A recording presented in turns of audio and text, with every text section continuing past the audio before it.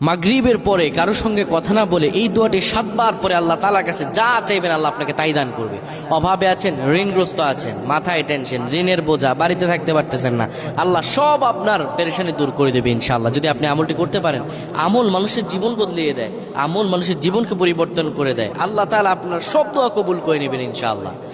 মাগরিব নামাজের পরে কিবলামুখী হয়ে থাকবেন, কারো সঙ্গে কথা বলবেন না, কারো সঙ্গে কথা না বলে কিবলামুখী হয়ে আপনি পড়বেন আল্লাহুম্মা আজিরনা মিনান নার, আল্লাহুম্মা আজিরনা মিনান নার, আল্লাহুম্মা আজিরনা মিনান নার।